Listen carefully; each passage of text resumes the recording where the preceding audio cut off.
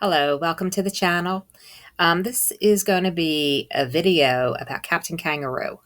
He is an old Saturday morning cartoon character.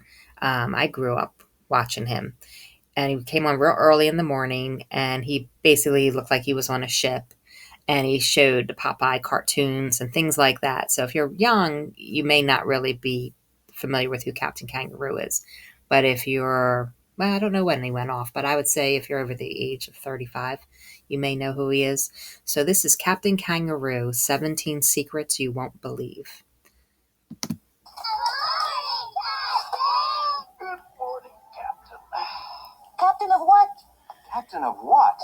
Good morning, Captain. What better way to start each day than coming out to play? It's kind of hard to imagine how many kids Bob Keeshan and his Captain Kangaroo positively affected over the years. Heck, it ran on CBS for 29 years before it was moved to public TV. So kids from the 50s to the 90s fondly knew who this available fellow even was. in the 90s. So just how does someone come up with something so enduring it survived against Mickey Mouse? Why can we thank Captain Kangaroo for Play-Doh? And what health problems plague the man behind it all? I'm your host, Nostalgic Nick. And if you enjoy the video, please give it a thumbs up. And don't forget to subscribe so you can say good morning to another favorite from a simpler time. But without further ado, let's meet the captain. So just who is this captain we all grew up with? That would be Robert Bob Keeshan, an East Coaster born and raised who earned a bachelor's degree in education, which would serve him very well in becoming a teacher, though not in a traditional way. Keeshan first landed a job at NBC as a page, part of the network program that does a bit of everything. He also enlisted in the Marine Corps Reserve. And a lot of urban myths have Keeshan pulling some amazing stunts overseas, sometimes alongside actor Lee Marvin, no less. But in truth, he enlisted too late to serve in Europe or Japan. But he'd be plenty busy soon enough. Because as the war was ending, network television programs were gaining steam. And returning to work at NBC, his new desk was right next to Buffalo Bob Smith's office. And this is where he began helping Smith with his show Howdy Doody. And when Keeshan broke out the puppet for an afternoon show, Smith recruited him into the cast. One popular story says Keeshan appeared on camera quite by accident, and Smith said he should stay on camera, but he needed an outfit. And the only one available was a clown costume. And so Howdy Doody with Clarabelle the Clown was born.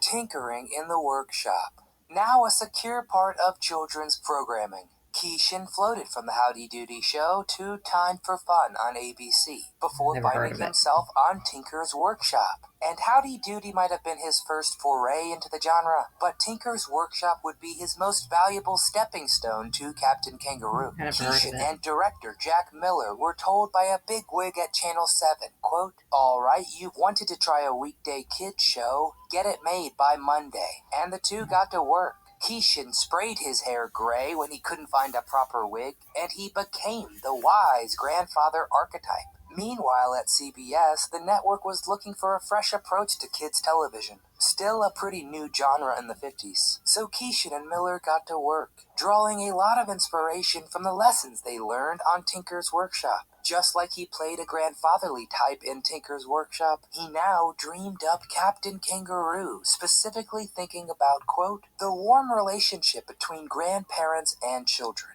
It was no wonder he was such a comforting sight on TV for so long. As for the character's name, in the early days he wore a coat with a big pocket that looked like a kangaroo pouch, which real kangaroos use for protecting their little ones. So the name works twice, and Keeshan really liked how those two words sounded together. Musical masterpiece.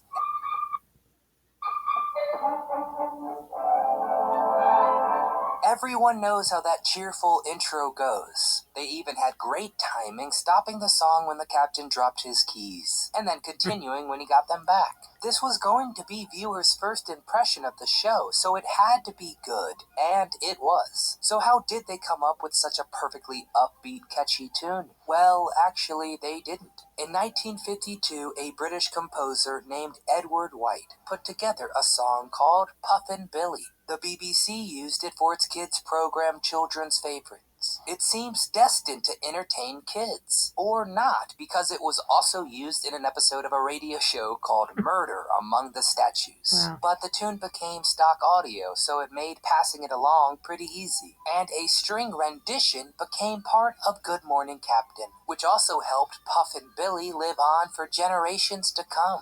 This song also gave some early fame to future game show host Gene Wood. For a time, he was a show staffer at Captain Kangaroo, but he also sang for the theme song.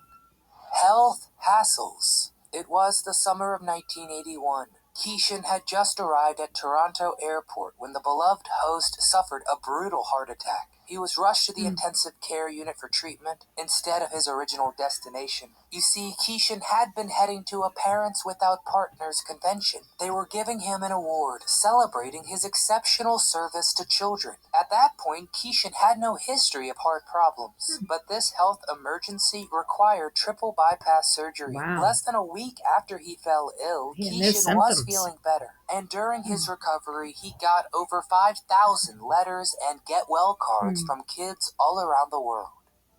Captain Advocate. Captain Kangaroo managed to stand out during the rise of kids programming. And good thing, too, because its 1955 premiere fell on the same day the Mickey Mouse Club began. Okay. And we've already uncovered some behind-the-scenes secrets from that program, so check it out soon. That's some steep competition, but Captain Kangaroo held his own and then some. Strangely, this kids show didn't have any kids on it. Apparently, Keishan wanted to talk directly to the children watching on TV, so he cut out as many barriers as possible. And the captain tore other barriers down too. The casting of African-American stage manager James E. Wall as Mr. Baxter in 1968 made Captain Kangaroo one of the first racially integrated shows. He led by example, "Oh Captain, my Captain." Captain, my captain. Oh, Captain, my captain. He also closely tracked commercials and advertising. The toys needed a green light from Keishan, and to do that, they needed to promote creativity and action. Anything he thought was bad for kids wouldn't make the cut. So the Etch-a-Sketch was an easy favorite.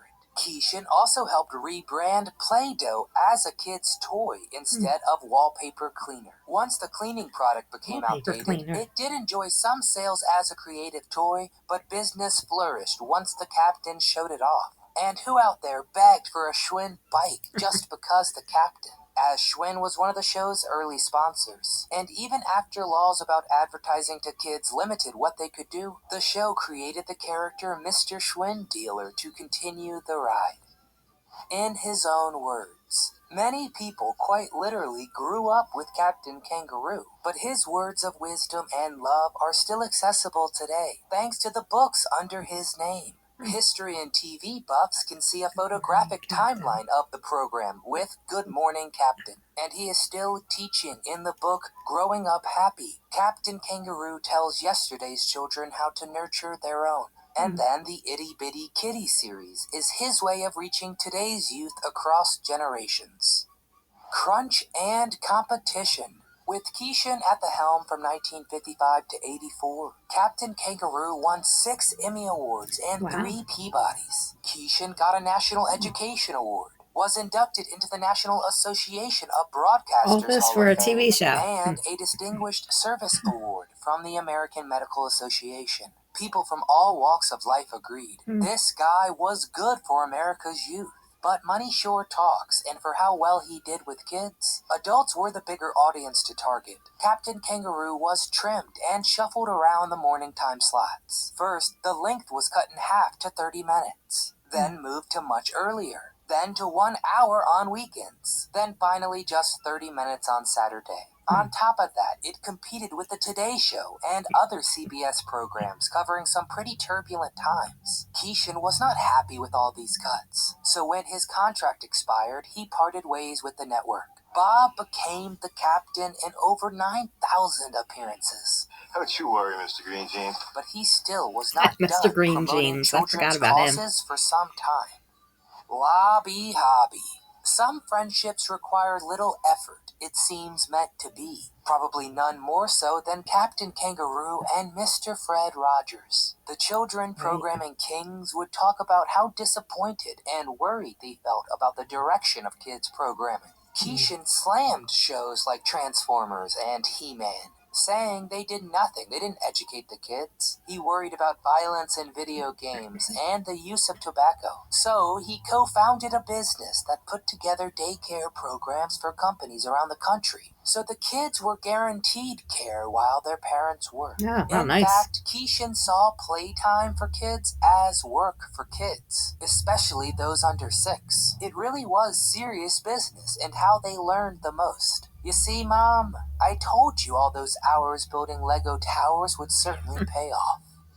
This historic, long-running children's show was only beaten out by Sesame Street in 1999, and Bob Keeshan really was at the forefront of an entire genre, and stood out against all the competition because you could see the love this kind soul brought to his Right. job. Passion, care, all the right things. The good captain passed away on January 23rd, 2004. But simply revisit any Captain Kangaroo video online and the comments will be flooded with people calling the show the best there ever was. So do you agree? Will there ever be another Captain Kangaroo or Mr. Green Jeans? Probably What not. show did you watch growing up? Please share all your kangaroo memories in the comments below. I mean, it fell into a time period in our history where it fit. I don't think that that would probably go over well with kids today, and I could be completely wrong, but I don't think it's sophisticated enough for them. I don't know. Maybe if they were really young, but I don't think that he could have gotten his start in the 2020s and that it would be popular. But that's just my opinion. What do you think? Well, thank you for watching the video with me. I hope you enjoyed it. I found that interesting. I didn't realize that he had been on TV as long as he had, and that he had all those awards, and that he was that involved in the programming and that he cared that much. So he sounded like he was a very good man. So that's, wonderful that he did get the accolade in his lifetime and was recognized. All right. Well, thank you for watching the show. I hope you enjoyed it. Hope to see you in another video. Thank you.